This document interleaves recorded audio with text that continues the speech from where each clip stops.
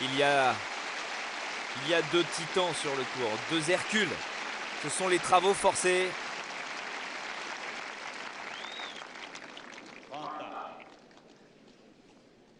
Et tous les points deviennent cruciaux. 30 maintenant. 3 jeux partout, quatrième set. 2 manches à 1 en faveur de Wilander.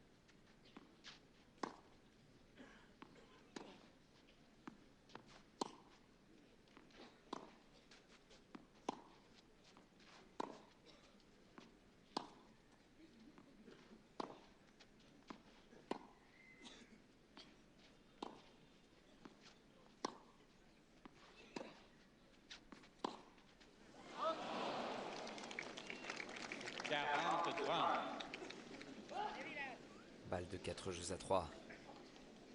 Pour Vilas. Qui résiste.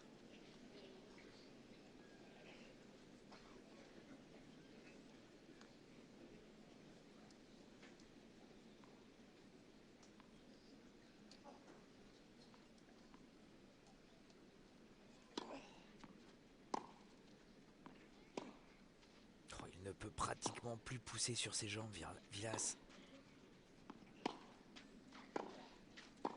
Ah, il le sent bien, Wilander.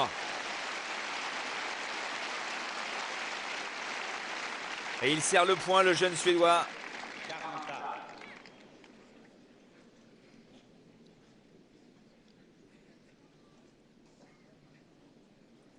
Vilas est asphyxié.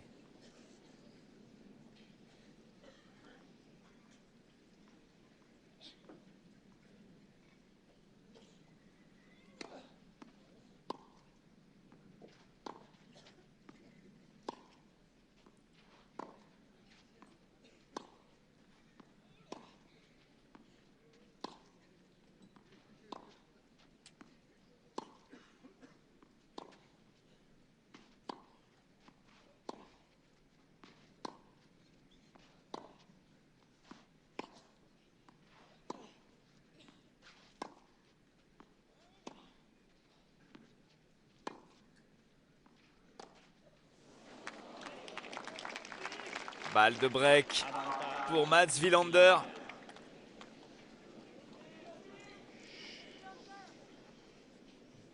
Il a toujours été poussé aux limites sur ses engagements, Vilas.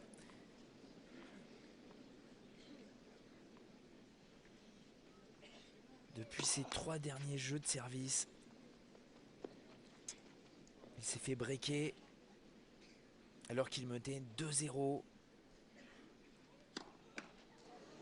Ouh là là là là, il a sauvé une balle de break, on s'en souvient. Il aurait pu se faire mener 3-2 par Wilander et là encore une fois, il est en gros danger.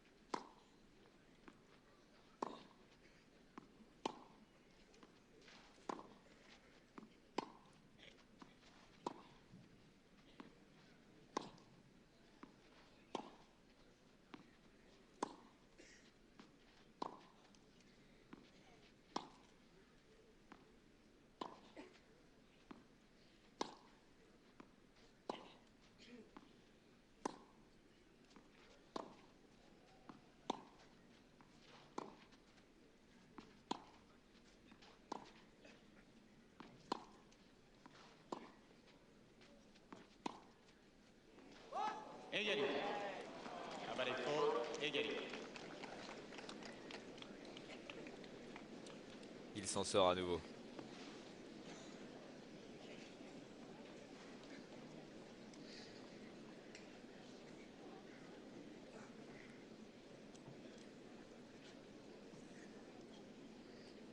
Ce n'est pas le fait de perdre son service qui est important maintenant. Que ce soit depuis le début de la finale, de toute façon, ils n'ont pas une première balle suffisamment puissante pour se gêner. C'est psychologiquement que c'est important.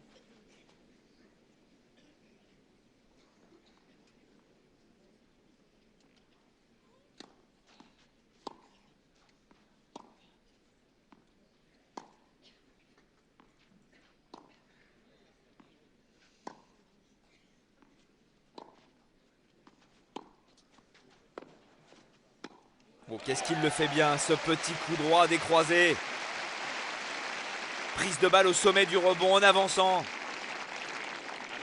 Il la traverse parfaitement.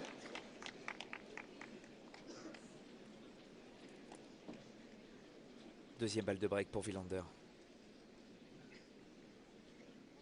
Nous sommes toujours à 3 jeux partout dans le 4e set.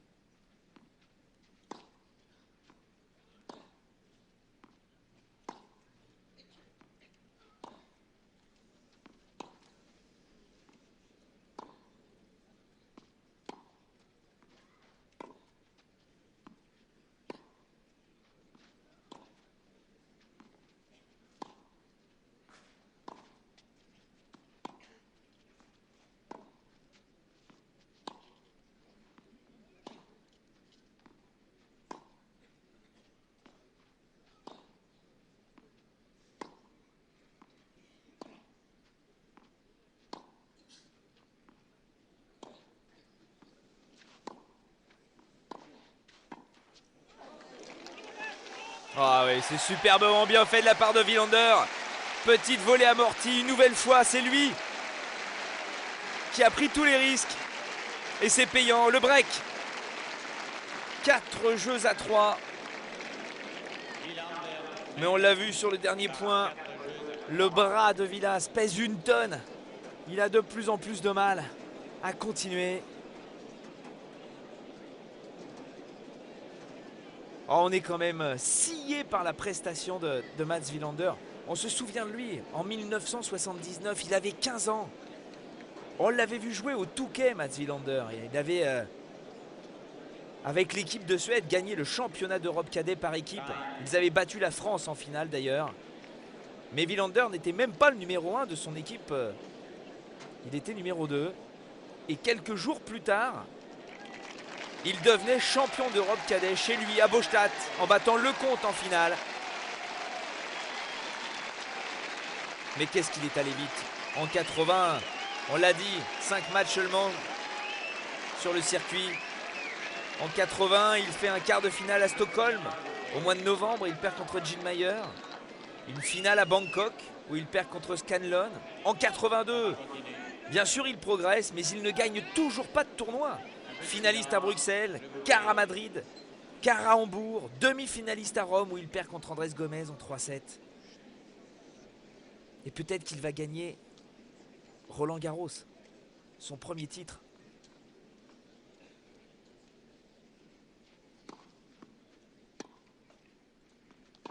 Il sert pour essayer de mener 5 jeux à 3.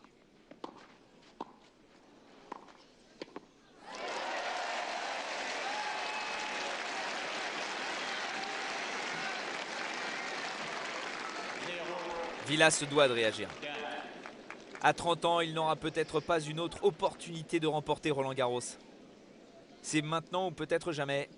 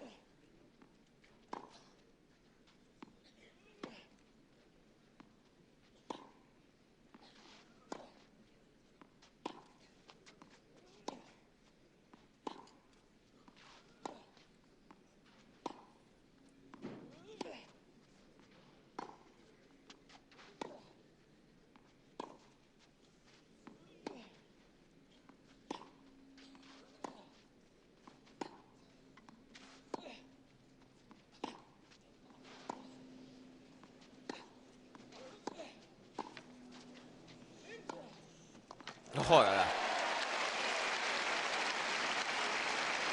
Ah, il vaut mieux qu'il termine son point rapidement quand il vient au filet, Mats Wilander. Parce qu'à partir du moment où Guillermo Vilas arrive à s'organiser, le passing fuse. Oui, et Jacques Dorfman qui demande au public d'essayer de ne pas manifester pendant les points.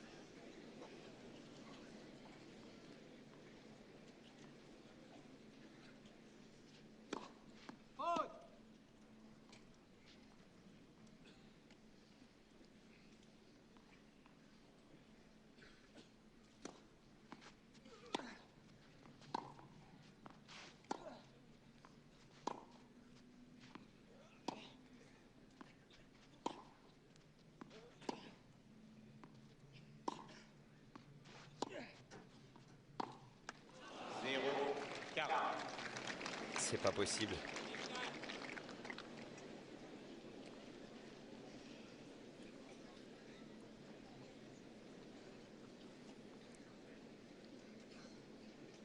On commence à regarder le soleil parce que les ombres s'allongent. S'il y avait un 5e set, ça pourrait peut-être poser quelques difficultés au niveau de la luminosité.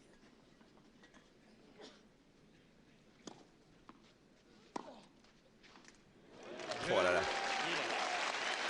Le jeu parfait de Vilas. Ils ne vont pas s'en sortir tous les deux. Vilas avait fait le break le premier dans ce 4e set pour mener 2-0.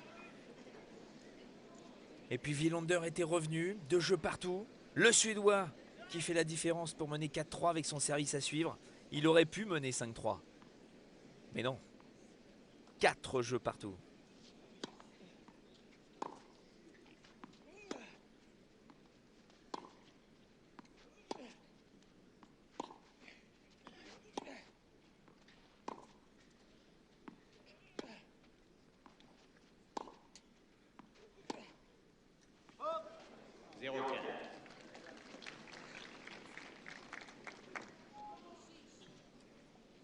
Il est tendu, Vilas. Plus l'échéance de cette fin de set approche, plus il regarde Ion Tiriac. On le sent soucieux.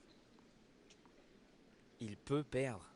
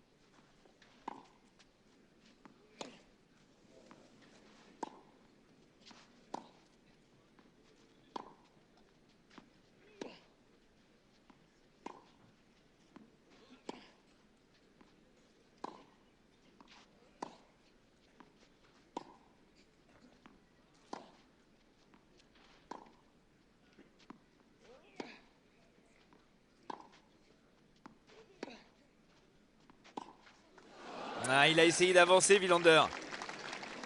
Mais ils se neutralisent parfaitement tous les deux. Quelle longueur de balle.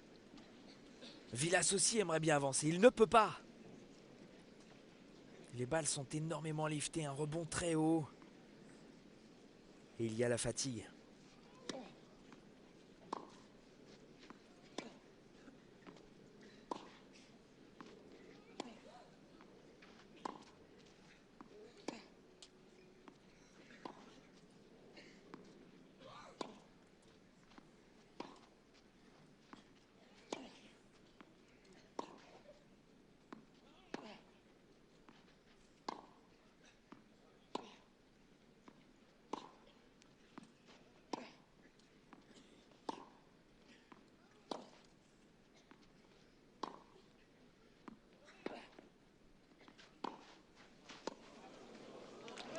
Oh, l'attaque.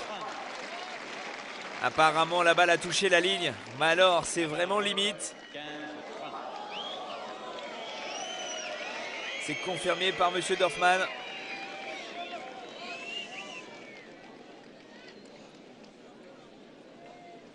15-30.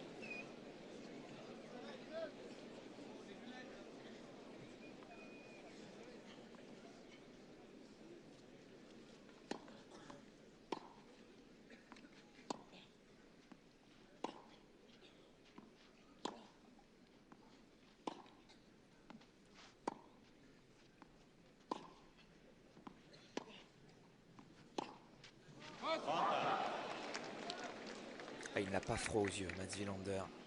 Dès qu'il y a une balle courte, il rentre allègrement. Peut-être qu'il essaye de terminer un peu trop vite. N'a pas besoin de jouer les lignes. Vilas est usé. 30A.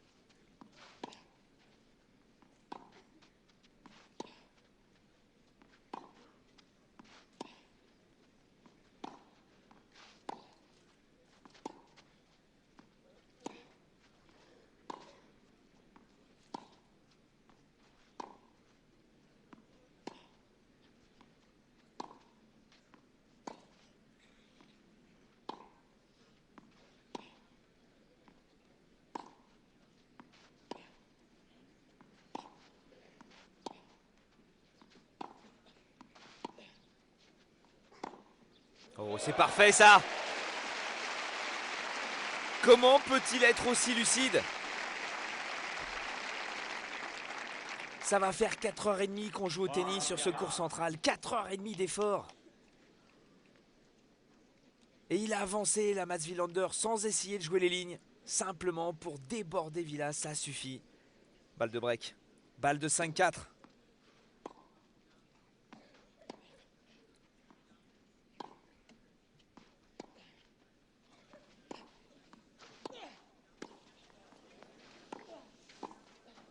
Oh oui, elle est bonne!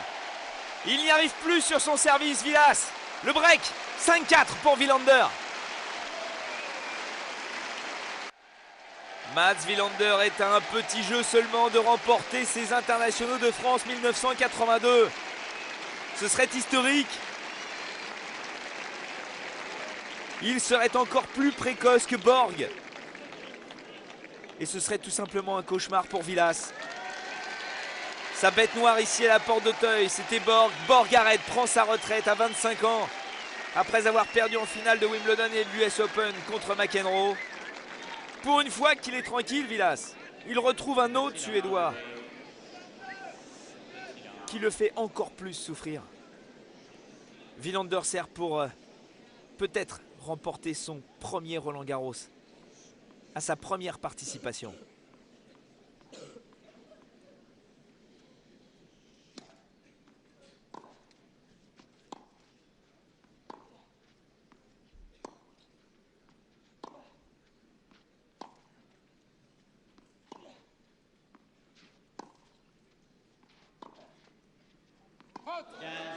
Et ça n'a pas l'air de l'impressionner, il continue tranquillement à délivrer ses coups comme il le fait depuis le début de ce match.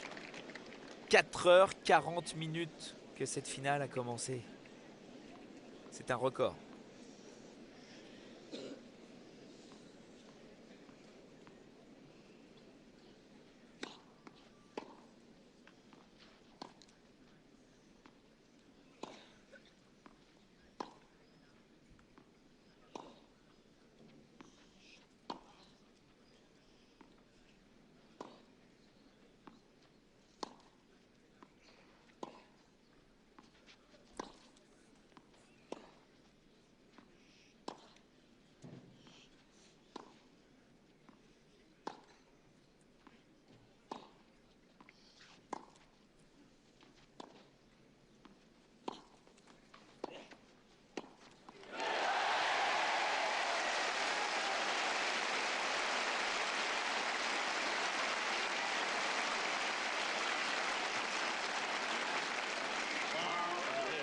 Est-ce qu'il se rend compte, Wilander, qu'il est à 2 points du titre?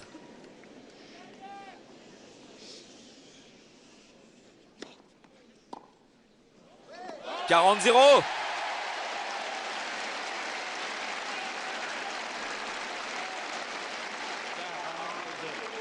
3 balles de match.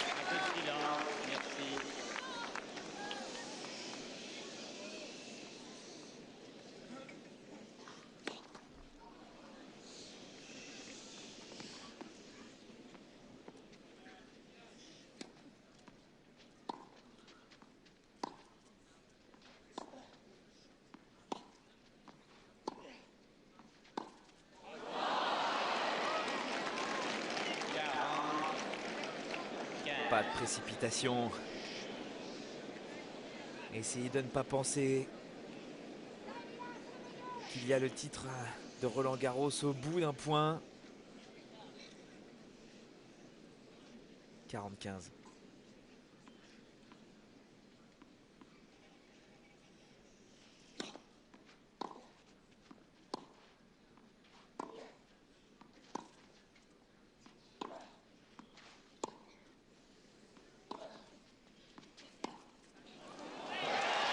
Elle est bonne, elle est sur la ligne. Oh là là là, quelle surprise, c'est historique. Il va s'en souvenir toute sa vie de ce 6 juin 1982, Mats Wilander. 1-6, 7-6, 6-0, 6-4. C'est le plus jeune vainqueur de toute l'histoire du tournoi. Il n'a pas 18 ans, 17 ans et 9 mois. Il est plus précoce que Borg, qui avait gagné en 74 à 18 ans. Et il bat Vilas. Vilas qui perd sa 3e finale ici à Roland-Garros, 3 fois contre des Suédois. Il pensait s'être débarrassé de Borg. Eh bien non. Wilander s'impose au terme de la finale la plus longue de toute l'histoire du tournoi. 4h41 minutes. Il succède à Borg. C'est le nouveau champion ici à Roland-Garros.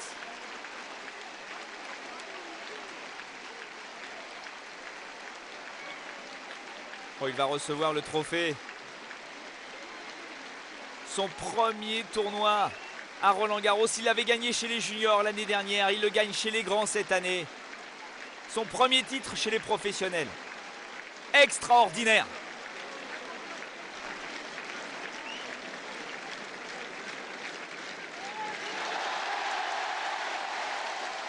Point de maître. Guillermo Vilas.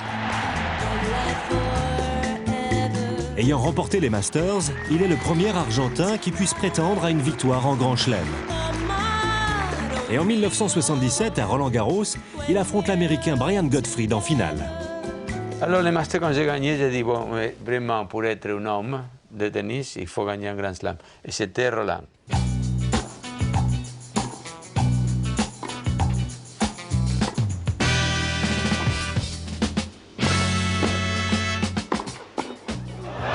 Roland Garros, quand j'ai gagné, je n'ai pas dormi pendant un mois. Je ne peux pas dormir. Dans la nuit et tout ça, j'ai rêvé avec les matchs et ça et l'autre. Et une fois, j'ai rêvé que je n'avais pas gagné le Roland Garros et je me suis réveillé comme un fou. Et après, j'ai vu que j'avais gagné, je ne pouvais pas dormir le reste de la nuit.